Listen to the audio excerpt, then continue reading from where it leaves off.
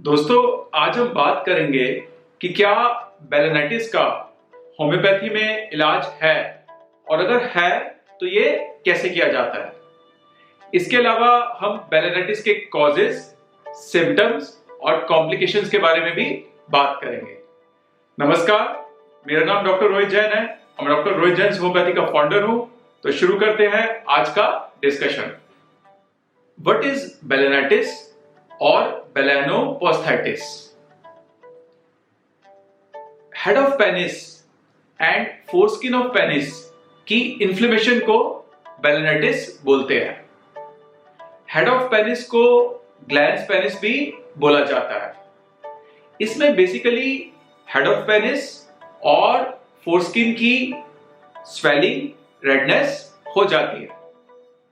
Glans penis and foreskin की inflammation कई कारणों से हो सकती है, जैसे number 1, infections like STDs, yeast infection, bacterial infection. Common pathogens are Candida albicans, HSV, herpes simplex virus, HPV, human papilloma virus, Trichomonas vaginalis, Chlamydia trachomatis, Neisseria gonorrhoeae, Treponema pallidum, Streptococcus, Staphylococcus, scabies. Number 2, skin conditions like psoriasis, eczema, which cause itchy, dry, scaly skin. Number 3, बेलेनाइटिस कुछ diseases के कारण भी हो सकता है, जैसे reactive arthritis, lichen sclerosis एट्रोफिकस। मैंने अपनी क्लिनिकल प्रैक्टिस में देखा है, जो मैं 1997 से कर रहा हूं, कि जिन पेशेंट्स को अनकंट्रोल्ड डायबिटीज है उनको बेलेनाइटिस होने के चांसेस बढ़ जाते हैं। नंबर 5, स्ट्रॉन्ग सोप्स और नहाने के बाद पेनिस के एरिया में सोप का रह जाना। नंबर 6, जेनिटल्स की साफ सफाई नहीं रखना। Number 7, irritation from condoms and clothing. Symptoms of balanitis. Number 1, pain, irritation, itching, redness, swelling of the glans penis and foreskin. Number 2, whitish foul smelling discharge. Number 3, painful urination. Number 4, scaly warts on the head of the penis. This is called pseudoepitheliomatous keratotic and mycetious belennitis. Sores on the head of penis. This is called sarcinate belennitis. अगर बेलेनाइटिस को treat नहीं किया जाता है तो आगे चलकर कई और प्रॉब्लम्स हो सकती हैं।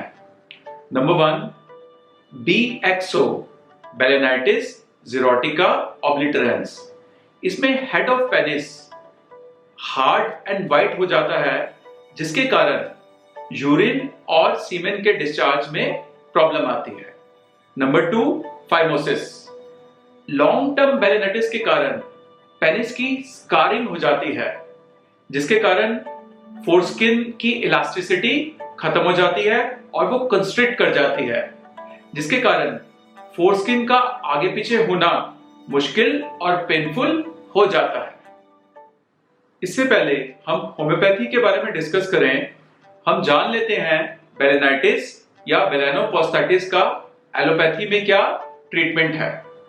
जब एक बेलेनाइटिस का पेशेंट एक स्किन स्पेशलिस्ट के पास जाता है तो उसे एंटीबायोटिक्स देता है, खाने के लिए और क्रीम की फॉर्म में लगाने के लिए। इसके अलावा कई बार कॉर्टिकोस्टेरॉइड्स भी ऐड कर दी जाती हैं। पेशेंट को पेन किलर्स भी दी जाती हैं। इस ट्रीटमेंट से पेशेंट के सिम्टम्स और डिस्कम्फर्ट बेटर होता है, पर मेडिसिन छोड़ते ही प्रॉब्लम्स वापस आ जाती हैं। यह सिलसिला बार बार होता है, which is very frustrating for the patient, और धीरे धीरे एलोपैथिक दवाइयां काम करना ही बंद कर देती हैं और पेशेंट की तकलीफें बहुत बढ़ जाती हैं। इसके अलावा एलोपैथिक दवाइयों के साइड इफेक्ट्स के बारे में हम सब जानते हैं। कई बार पेशेंट की सर्जरी की नौबत आ जाती है जब वो उसको फाइमोसिस या बीएक्सो डेवलप हो जाता है। अब हम होम्योपैथिक ट्रीटमेंट के बारे में बात करेंगे। हमारे पास आने वाले ज्यादातर पेशेंट्स एलोपैथिक ट्रीटमेंट करवा चुके होते हैं, पर तब भी उनका बेलेनाइटिस ठीक नहीं होता है। कई पेशेंट्स को तो बीएक्सो और फाइमोसिस जैसे कॉम्प्लिकेशंस भी हो चुके होते हैं।